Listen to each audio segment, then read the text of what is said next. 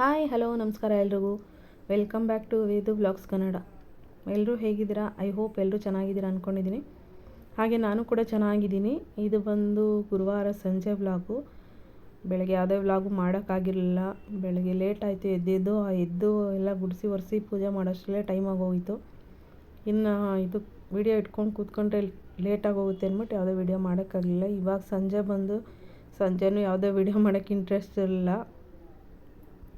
ಅದು ಏನು ಮಾಡೋದು, ಮಾಡಲೇಬೇಕು. ಡೈಲಿ ಒಂದು ವೀಡಿಯೋನಾದರೂ ನಾನು ಅಪ್ಲೋಡ್ ಮಾಡಬೇಕಲ್ಲ. ಅದಕ್ಕೇ ಇವಾಗ ಬಂದು ಮಾಡ್ತಾಯಿದ್ದೀನಿ. ಮಧ್ಯಾಹ್ನನೇ ಬಂದ್ವಿ. ಇವತ್ತು ನನ್ನ ತಂಗಿ ಮಗಳನ್ನೂ ಆಫೀಸಿಗೆ ಕರ್ಕೊಂಡು ಹೋಗಿದ್ದೆ. ಅಲ್ಲಿಂದ ಮಧ್ಯಾಹ್ನನೇ ಬಂದು ಅವರು ಮ್ಯಾಗಿ ಮಾಡಿಕೊಡು ಅಂತ ಕೇಳಿದ್ರು. ಅದೆಲ್ಲ ಮ್ಯಾಗಿ ಎಲ್ಲ ಮಾಡಿಕೊಟ್ಬಿಟ್ಟು 3 ಜನನೂ ಕೂತ್ಕೊಂಡು ತಿಂದ್ಬಿಟ್ಟು ಹೋಗಿ ಸ್ವಲ್ಪ ಹೊತ್ತು ಮಲ್ಕೊಂಡಿದ್ವಿ.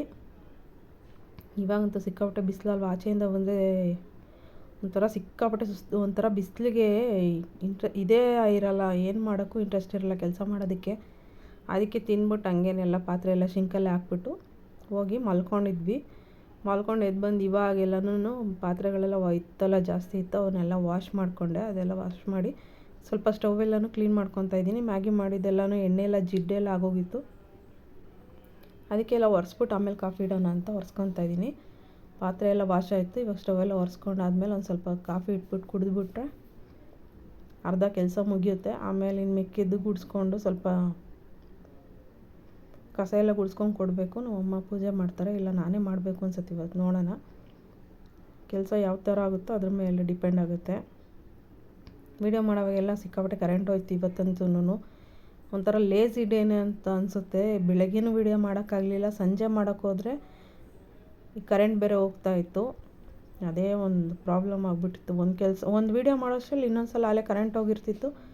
ನೆಕ್ಸ್ಟ್ ಇನ್ನೊಂದು ಅರ್ಧ ಗಂಟೆ ಬಿಟ್ಟು ಬರ್ತಿತ್ತು. ನಾನು ಇವತ್ತು ದೇವಸ್ಥಾನಕ್ಕೆ ಹೋಗಬೇಕಿತ್ತು. ಅಷ್ಟರಲ್ಲಿ ಕೆಲಸ ಮಾಡಿ ಎಲ್ಲ ಗುಡಿಸಿ ಒರೆಸಿ ದೇವ್ರ ಪೂಜೆ ಮಾಡಿಬಿಟ್ಟು ಆಮೇಲೆ ನಾವು ದೇವಸ್ಥಾನಕ್ಕೆ ಹೊರಡಬೇಕು. ಅದರಲ್ಲಿ ನೋಡಿದ್ರೆ ಅಡುಗೆನೂ ಮಾಡಿಟ್ಬಿಟ್ಟು ಹೋಗಬೇಕಾಗಿತ್ತು. ಅದರಲ್ಲಿ ನೋಡಿದ್ರೆ ಕರೆಂಟ್ ಹೋಗ್ತಾನೇ ಇತ್ತು. ಅದಕ್ಕೇ ನಾನು ಎಷ್ಟಾಗುತ್ತೋ ಅಷ್ಟು ವೀಡಿಯೋ ಮಾಡಿದ್ದೀನಿ. ಇವಾಗ ನೋಡಿ, ಇನ್ನೊಂದು ಕಡೆ ನಾನು ಬ್ಲ್ಯಾಕ್ ಕಾಫಿ ಮಾಡ್ಕೊಂಡಿದ್ದೀನಿ ನನಗೆ ಅಂತ. ಇದು ನಮ್ಮ ಅಮ್ಮಂಗೆ ಮಾಮೂಲಿ ನಾರ್ಮಲ್ ಕಾಫಿ ಮಾಡಿಕೊಡ್ತಾಯಿದ್ದೀನಿ. ಈ ಬ್ಲ್ಯಾಕ್ ಕಾಫಿ ಕುಡಿಯೋದ್ರಿಂದ ಸಿಕ್ಕಾಪಟ್ಟೆ ಬೆನಿಫಿಟ್ಸ್ ಇದೆ. ಅಂದರೆ ನಾವು ಸೋಂಬೇರಿತನವಾಗಿರ್ತೀವಲ್ಲ, ಅದನ್ನೆಲ್ಲ ಕಮ್ಮಿ ಮಾಡುತ್ತೆ. ಮತ್ತು ಮೈಂಡ್ ಫ್ರೆಶ್ ಆಗಿರುತ್ತೆ, ಆ್ಯಕ್ಟಿವಾಗಿ ಕೂಡ ಇರ್ತೀವಿ. ಕೆಲಸ ಮಾಡೋಕ್ಕೆ ಇಂಟ್ರೆಸ್ಟ್ ಇಲ್ದಿದ್ರೂ ಕೆಲಸ ಮಾಡ್ಬೋದು. ಒಂಥರ ಕಾಫಿ ಕುಡಿದ್ಮೇಲೆ ಸ್ವಲ್ಪ ಮೈಯೆಲ್ಲ ಬೆವ್ತಂಗಾಗುತ್ತೆ. ಆವಾಗಲೇ ಮೈ ಅಂದರೆ ಬಾಡಿ ಎಲ್ಲ ಹಗುರ ಆಗುತ್ತೆ. ಆವಾಗಲೇ ಎಲ್ಲನೂ ಆರಾಮಾಗಿ ಆ್ಯಕ್ಟಿವಾಗಿದ್ದು ಕೆಲಸ ಮಾಡ್ಕೊಬೋದು. ಅದಕ್ಕೆ ನಾನು ಬ್ಲ್ಯಾಕ್ ಕಾಫಿ ಮಾಡ್ಕೊಂಡಿದ್ದೆ. ಇವತ್ತೇನು ಇಂಟ್ರೆಸ್ಟ್ ಇರಲಿಲ್ಲ, ವೀಡಿಯೋ ಮಾಡೋಕ್ಕೂ ಇಂಟ್ರೆಸ್ಟ್ ಇರಲಿಲ್ಲ ಇವತ್ತು. ಅದು ತಿಂದ್ಬಿಟ್ಟು ಬೇರೆ ಮಲ್ಕೊಂಡಿದ್ವಲ್ಲ, ಅದು ಅದಕ್ಕೇ ಇನ್ನು ನಾನು ಕೆಲಸ ಮಾಡೋಕ್ಕಾಗೋದಿಲ್ಲ ಅಂತಲೇ ನಾನು ಬ್ಲ್ಯಾಕ್ ಕಾಫಿ ಮಾಡಿಕೊಂಡೆ. ನಮ್ಮ ಅಮ್ಮಂಗೆ ನಾರ್ಮಲ್ ಮಿಲ್ಕ್ ಕಾಫಿ ಮಾಡ್ಕೊಂಡು ಕೊಟ್ಟಿದ್ದೀನಿ. ಇವಾಗ ಅಡುಗೆ ಮಾಡೋಕ್ಕೆಲ್ಲ ರೆಡಿ ಮಾಡ್ಕೊತಾ ಇದ್ದೀನಿ. ಮೂಲಂಗಿ ಸಾಂಬಾರು ಮಾಡೋಣ ಅಂತ. ಇವಾಗ ಒಂದು ಈರುಳ್ಳಿ ಹಚ್ಚಿದ ತಕ್ಷಣ ಮತ್ತೆ ಕರೆಂಟ್ ಹೊಟ್ಟೋಯ್ತು. ಆಮೇಲೆ ತಿರ್ಗಾ ಬಂದು ಕೆಲಸ ಮಾಡೋದಾಯಿತು. ಅಂಥದ್ರಲ್ಲೂ ಮೂಲಂಗಿ ಇದನ್ನೆಲ್ಲ ಹಚ್ಬೇಕಾಗಿತ್ತಲ್ಲ, ಎಲ್ಲ ಹಚ್ಬಿಟ್ಟು ಇಟ್ಬಿಟ್ಟೆ ಹೊಟ್ಟೋದೆ. ಆಮೇಲೆ ನೋಡೋಣ ಕರೆಂಟ್ ಬಂದರೆ ಮಾಡೋಣ ಅಂತ. ಇವಾಗ ನೋಡಿ, ಇವಾಗ ಬೇಳೆ ಎಲ್ಲ ತಕ್ಕೊತಾ ಇದ್ದೀನಿ ಫ್ರಿಜ್ಜಲ್ಲಿ.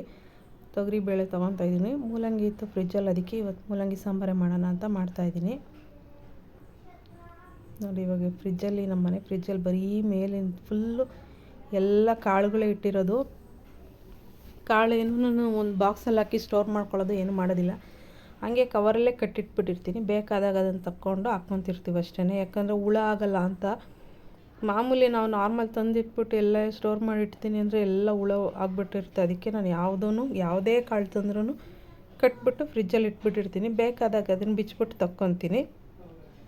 ಈ ತೊಗರಿಬೇಳೆ ಎಲ್ಲ ಜಾಸ್ತಿ ತಂದಿರ್ತೀವಲ್ಲ, ಅದಕ್ಕೇ ಫ್ರಿಜ್ಜಲ್ಲೇ 2 ಬಾಕ್ಸ್ ಇರುತ್ತಲ್ಲ, ಅದಕ್ಕೆ ಫಿಲ್ ಮಾಡ್ಕೊಂಡು ಇಟ್ಕೊಂಡಿರ್ತೀನಿ. ತೊಗರಿಬೇಳೆ ಮಾತ್ರನೇ, ಅದು ಜಾಸ್ತಿ ತರ್ತೀವಲ್ಲ, ಒಂದು 4 kg 5 kg ಹಿಂಗೆ ತರ್ತೀನಿ. ಅದಕ್ಕೆ ಅದೆರಡನ್ನೂ ಬಾಕ್ಸಲ್ಲಿ ಹಾಕ್ಕೊಂಡು ಸ್ಟೋರ್ ಮಾಡಿಟ್ಟಿರ್ತೀನಿ ಅಷ್ಟೇ. ಇನ್ನು ಮಿಕ್ಕಿದ್ದು ಈ ಮೈದಾ ಹಿಟ್ಟಿಂದ ಹಿಡಿದು ಎಲ್ಲನೂ ನಾನು ಫ್ರಿಜ್ಜಲ್ಲೇ ಇಟ್ಕೊಳ್ಳೋದು. ಮೈದಾ ಮತ್ತು ಈ ಕಡಲೆ ಹಿಟ್ಟು ಅದೆಲ್ಲನೂ ಫ್ರಿಜ್ಜಲ್ಲೇ ಇಟ್ಕೊಳ್ಳೋದು, ಇಲ್ಲಾಂದರೆ ಹುಳ ಆಗಿಬಿಡುತ್ತೆ. ಅದಕ್ಕೆ ನಾನು ಎಲ್ಲನೂ ಫ್ರಿಜ್ಜಲ್ಲೇ ಸ್ಟೋರ್ ಮಾಡ್ಕೊತೀನಿ.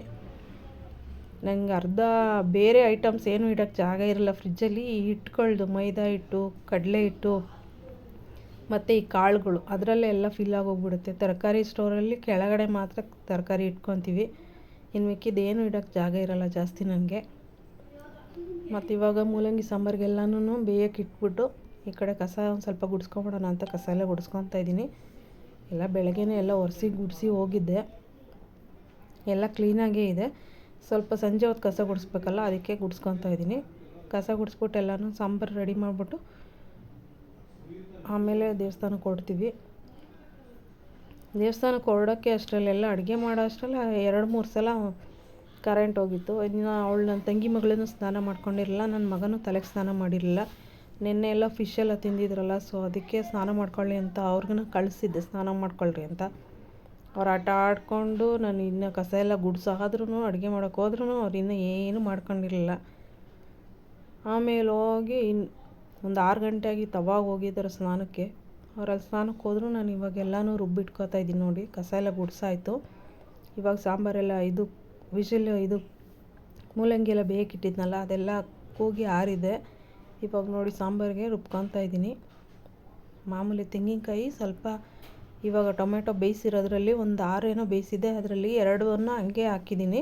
ಇನ್ನು 4 ತೆಗೆದುಬಿಟ್ಟು ರುಬ್ಕೊಂಡಿದ್ದೀನಿ. ಇನ್ನೆರಡು ಅದರಲ್ಲೇ ಸಾಂಬಾರಿಗೆ ಹಂಗೆ ಸ್ಮ್ಯಾಶ್ ಮಾಡಿ ಹಾಕಿರ್ತೀನಿ, ಮೇಲ್ಮೇಲೆ ಸಿಕ್ಕಲಿ ಅಂತ ನೋಡಿ. ಇವಾಗ ಮೂಲಂಗಿ, ಬೇಳೆ ಮತ್ತು ಈರುಳ್ಳಿ, ಟೊಮೆಟೊ ಎಲ್ಲ ಹಾಕಿ ಬೇಯಿಸಿ ಇಟ್ಕೊಂಡಿದ್ದೆ, ಅದೆಲ್ಲ ಬೆಂದಾಗಿತ್ತು. ಇವಾಗ ನಾನು ಕಾಯಿ ಮತ್ತು ಇದು ಸಾಂಬಾರು ಪೌಡ್ರ್ ಬರುತ್ತಲ್ಲ ಅದೊಂದು ಸ್ವಲ್ಪ, ಮತ್ತು ಟೊಮೆಟೊ ಬೇಯಿಸಿರೋದು ಇಷ್ಟು ಹಾಕ್ಕೊಂಡು ರುಬ್ಕೊತಾ ಇದ್ದೀನಿ. ಬೇಕು ಅಂದರೆ ಹುಳಿಗೆ ನೀವು ಹುಣಸೆಹಣ್ಣು ಬೇಕಾದ್ರೆ ಹಾಕೊಬೋದು. ನಾನೇನು ಹುಣಸೆಹಣ್ಣು ಅವಶ್ಯಕತೆ ಇರಲಿಲ್ಲ, 6 ಟೊಮೆಟೊ ಹಾಕಿದ್ನಲ್ಲ, ಹುಳಿ ಟೊಮೆಟೊನ ಹಾಕಿದ್ದೆ, ಅದಕ್ಕೆ ನಾನೇನು ಹುಣಸೆಹಣ್ಣು ಹಾಕೋಕ್ಕೆ ಹೋಗಿರಲಿಲ್ಲ.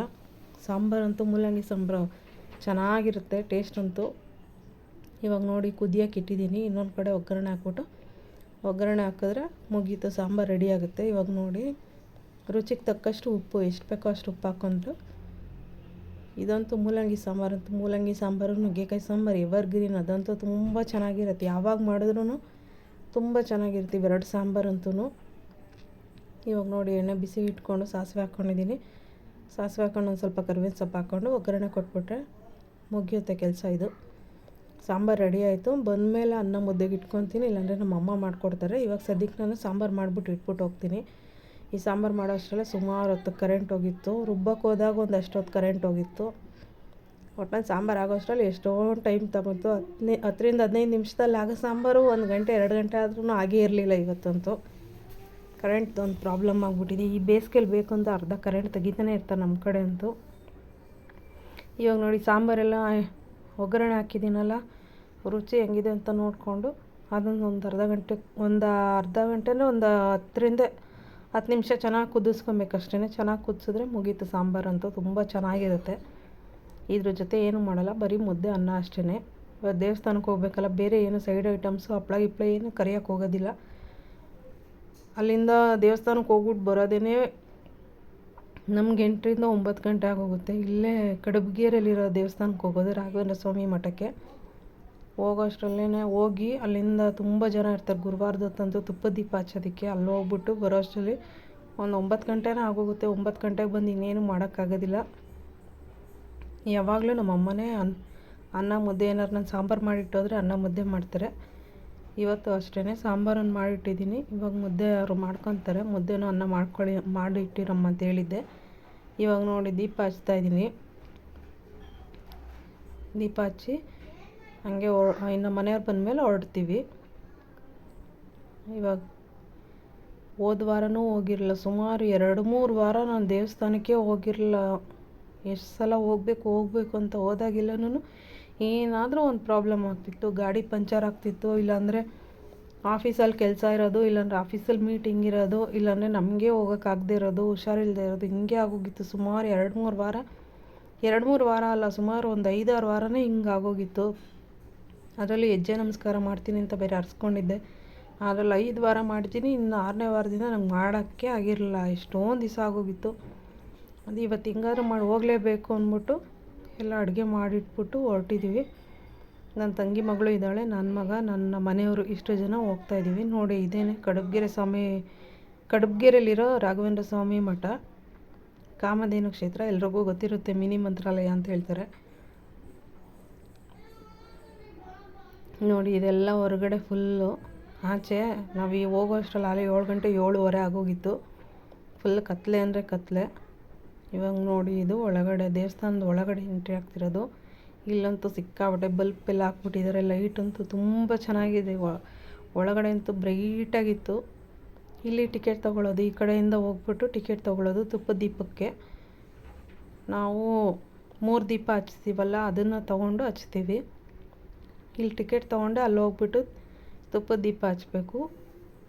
ಇವಾಗ ನೋಡಿ ನನ್ನ ಮಕ್ಕಳು ಇಬ್ಬರು, ಅವಳು ನನ್ನ ತಂಗಿ ಮಗಳು, ನನ್ನ ಮಗ ಹೋಗ್ತಾ ಇದ್ದಾರೆ. ಇಲ್ಲಿ ಜನ ಇರ್ತಾರೆ, ಗುರುವಾರದತ್ತು ಸಿಕ್ಕಾಪಟ್ಟೆ ಜನ ಇರ್ತಾರೆ. ಇಲ್ಲಿ ಹೋಗಿ ಟಿಕೆಟ್ಗೆ ಒಂದಷ್ಟು ಲೈನ್ ಇರುತ್ತೆ. ಅಲ್ಲಿ ಹೋಗ್ಬಿಟ್ಟು ಟಿಕೆಟ್ ತೊಗೊಂಡು ತಿರ್ಗಾ ನಾವು ದೇವಸ್ಥಾನಕ್ಕೆ ಹೋಗಿ ಅಲ್ಲಿ ದೇವ್ರ ಹತ್ರ ತುಪ್ಪದ ದೀಪ ಬೆಳಗ್ತೀವಲ್ಲ, ಅಲ್ಲೋಗಿ ಅಲ್ಲೂ ಎಷ್ಟೋ ಹೊತ್ತು ಲೈನಲ್ಲಿ ನಿಂತ್ಕೊಬೇಕು. ಇವಾಗ ನೋಡಿ ಈ ಕಡೆ ಇದನ್ನು ಇಟ್ಟಿದ್ದಾರೆ, ಅದನ್ನು ನೋಡ್ಕೊಂಡು ಕೂತಿದ್ದಾರೆ ದೇವಸ್ಥಾನದ್ದು. ನೋಡಿ ಇವಾಗ ಇದು ಒಳಗಡೆ ಅಲ್ಲಿ ದೇವಸ್ಥಾನದ್ದು ಇದು ತುಪ್ಪದ ದೀಪ ಎಲ್ಲ ಹಚ್ಬಿಟ್ಟು ಬಂದಿದ್ದೀವಿ. ಇಲ್ಲಿ ಮಾಮೂಲಿ ದೇವರಿಗೆ ಮೂಲರಾಮಂಗೆ ದೇವ್ರು ಫುಲ್ ಒಂದು ರೌಂಡ್ ಸುತ್ತಿಸ್ತಾರಲ್ಲ, ಅದನ್ನು ಮಾಡ್ತಾಯಿದ್ರು. ಅದಕ್ಕೆ ವಿಡಿಯೋ ಮಾಡೋಕ್ಕಾಗಲಿಲ್ಲ. ಎಷ್ಟಿತ್ತು ಹೊರಗಡೆ ಇರೋ ಜನಗಳ ಮಧ್ಯೆ ಅಷ್ಟೇ ವಿಡಿಯೋ ಮಾಡಿದ್ದೀವಿ ಅಷ್ಟೇ. ಮತ್ತು ಅಲ್ಲೂ ಅಷ್ಟೇ ಒಳಗಡೆ ದೇವಸ್ಥಾನ ರಾಘವೇಂದ್ರ ಸ್ವಾಮಿನ ವಿಡಿಯೋ ತೆಗಿಯೋಕ್ಕಾಗಲಿಲ್ಲ. ಅಲ್ಲೂ ತೆಗಿಯೋಕೆ ಹೋದರೆ ಬೈತಾರೆ. ಅದಕ್ಕೇ ಅಂದರೆ ಇವಾಗ ತೆಗಿಯೋಕ್ಕಾಗಲ್ಲ, ಬೇರೆ ಸಂಡೇ ಯಾವಾಗಾದರೂ ಹೋಗಿ ತೆಗಿಬೋದು. ಇವಾಗ ನೋಡಿ ಇಲ್ಲೇ ಮೂಲರಾಮ ಇರೋದು. ಇಲ್ಲಿಂದ ದೇವ್ರನ್ನ ಒಂದು ಸುತ್ತು ಪ್ರದಕ್ಷಿಣೆ ಮಾಡ್ತಾರಲ್ಲ, ಅದು ನಡೀತಾ ಇತ್ತು. ಅದಕ್ಕೆ ನಾನು ಹೆಜ್ಜೆ ನಮಸ್ಕಾರ ಹೋಗಿರಲಿಲ್ಲ ಇನ್ನು. ಈ ದೇವ್ರ ಸುತ್ತಾದಮೇಲೆ ಆಮೇಲೆ ಹೆಜ್ಜೆ ನಮಸ್ಕಾರ ಮಾಡೋಣ ಅಂತ ಅಲ್ಲೇ ಕೂತಿದ್ದೆ. ಆಮೇಲೆ ಹೋಗ್ತೀನಿ. ಇವಾಗ ನೋಡಿ ಈ ಥರ ಇದೆ. ಇದು ಹೊರಗಡೆ ಬಂದ್ವಿ ದೇವಸ್ಥಾನ ಮುಗಿಸ್ಕೊಂಡು ಚಿರ್ಮುರಿ ತೊಗೊಳ್ಳೋಣ ಅಂತ ನಿಂತ್ಕೊಂಡಿದ್ದೀವಿ. ಇದು ಸುತ್ತಮುತ್ತ ಇಲ್ಲಿ ತೊಗೋತಾ ಇದ್ದೀವಿ ನೋಡಿ. ಈ ವ್ಲಾಗ್ನ ಇಲ್ಲಿಗೆ ಎಂಡ್ ಮಾಡ್ತೀನಿ. ಇಷ್ಟ ಆದರೆ ಲೈಕ್ ಮಾಡಿ, ಶೇರ್ ಮಾಡಿ, ಕಮೆಂಟ್ ಮಾಡಿ. ನೋಡಿ ಇವಾಗ ಚಿರ್ಮುರಿ ತೊಗೋತಾ ಇದ್ದೀವಿ. ಹಂಗೆ ನನ್ನ ಮಗ ಪೊಟ್ಯಾಟೊ ಟ್ವಿಸ್ಟರ್ ತೊಗೊತೀನಿ ಅಂತ ಹೋಗಿದ್ದ, ಆ ಕಡೆ ಹೋಗಿ ತೊಗೊತಾ ಇದ್ದಾನೆ. Thank you so much.